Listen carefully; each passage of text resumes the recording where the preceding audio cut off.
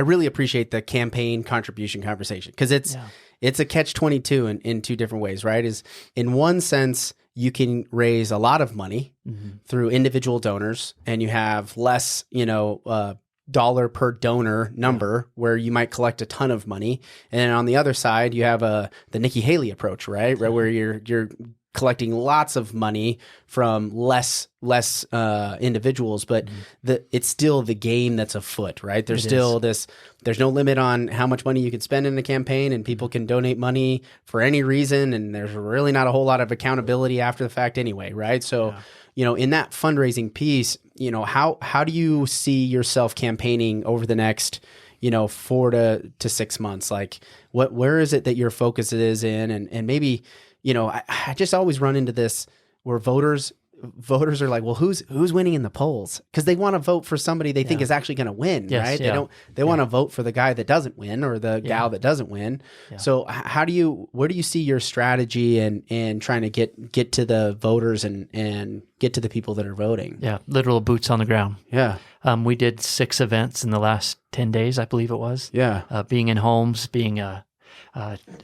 as people hear my story and my experience and meet my team and get a sense of the attitude and the positive contrast, then they're signing up. Yeah. And it's been frankly humbling, and not just only here in Utah, but former soldiers that I served with, former people that I've worked with who see the opportunity to have their values represented, to have the Constitution continue to be defended by someone who's put their life on the line already for it. Yeah. Who's already sworn an oath that's been in place for 30 years. Yeah. People want to align with that. So right now it's just we just have to work.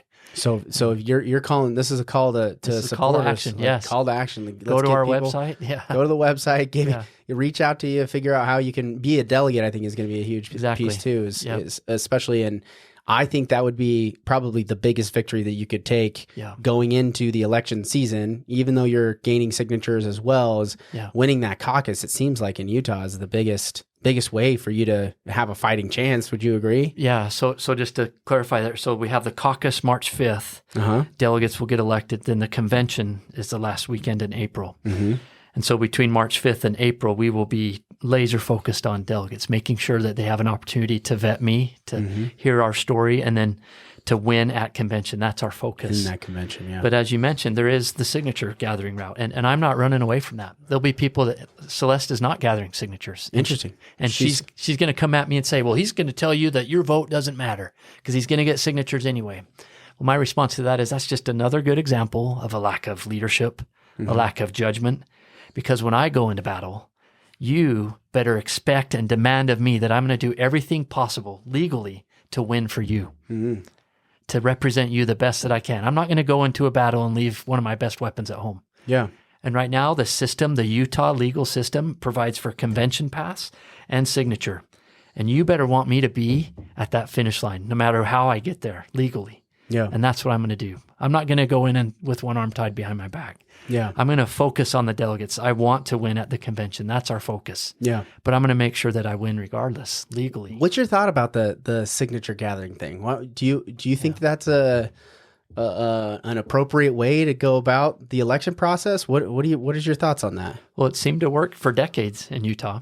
It seemed to be just fine without gathering signatures. Yeah. But then I'm not a student of how it actually and when it actually changed. Yeah, I'm still trying to flush that out myself. I've heard a couple of different stories. I'm still trying to flush it out. But my sense is that enough party establishment candidates got beat at convention and said, we can't allow this to happen. We have to have another way for us to make sure we can still get on the ballot. Yeah. And so the Utah legislature created, I forget what the bill is, but the opportunity for candidates to gather signatures.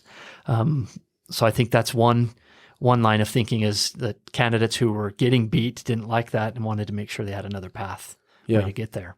Yeah, as a single party state, right? You think, how does the state making a rule against how a party operates in their own election process? To me, great perspective. Those two things, they don't really match up. They're definitely not American in my mind, like thinking of like how the Constitution was set up, what the founding fathers saw, why we went with a republic rather than a direct democracy. And there's a lot of debate on whether that's right or wrong.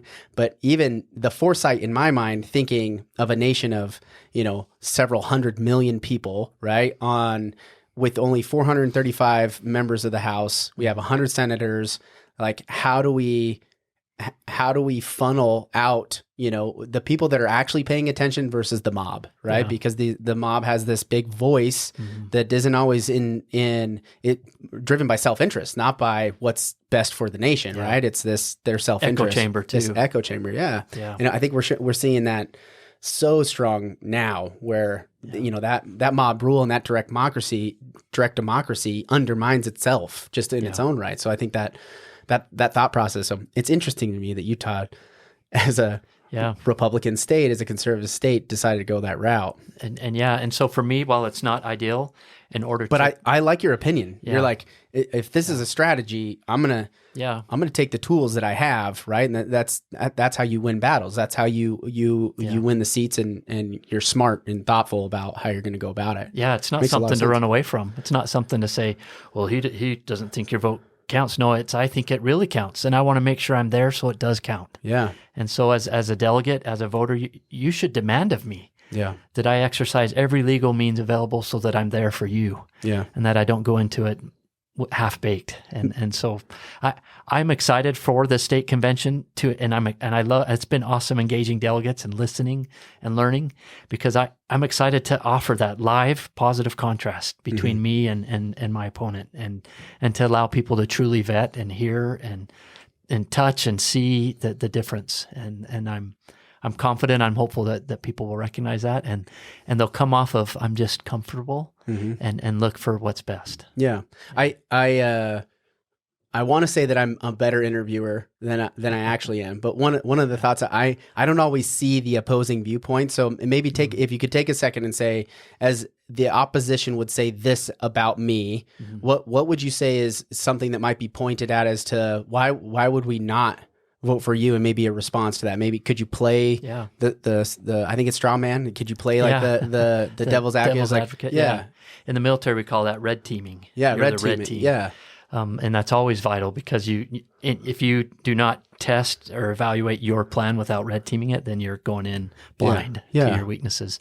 And so for me, I can go back to a conversation I had with a local leader who in learning of my candidacy and me just filling the relationship and trying to share my story, the response was, well, I'm comfortable. I'm comfortable with Celeste. And my response, I wasn't snarky. I just said, well, I hope to earn your support as you get to learn more about what we're bringing. But I wanted to say, well, look what comfortable's gotten us. Yeah. Look what comfortable's gotten us. Some will say, hey, she's been working on these issues for years. And that's true. Where are those solutions? Yeah. Where are those? Why do we still have water problems? Why do we still have the federal government overreach into Utah?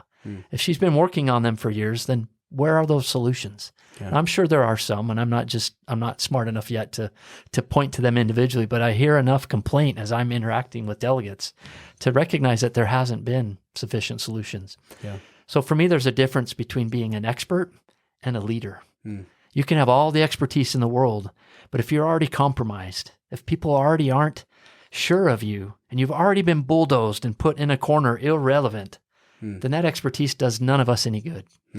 So for me, leadership is about surrounding yourself with experts. And I learned that front and center as an A-team leader. Yeah. As a Greenbury captain, I was not the smartest man on the team, but I was surrounded by experts in their fields. And they looked to me for direction, looked to me for ways that they could be successful so their expertise could serve good. And so as a member of Congress, as a public servant, that's the approach I'm going to take. Yeah. Leadership. I'm going to make sure that our voice, that my A-team is relevant and isn't in the corner because we've already been compromised, or because people look at us and say, well, when did you even bother to vote as a civilian before? I mean, if it wasn't important to you then, why is it now suddenly all important? Yeah. Why are you now selfishly saying, well, it's important now because the spotlight's on me, but when the spotlight was away, how did you act? Yeah. Were you a serious citizen at that time? Did you take your civic duties responsibly then? Take them serious? No. That's the answer. Those are the facts. Yeah. And so we're going to make sure that culture of leadership and judgment is present for the 2nd District.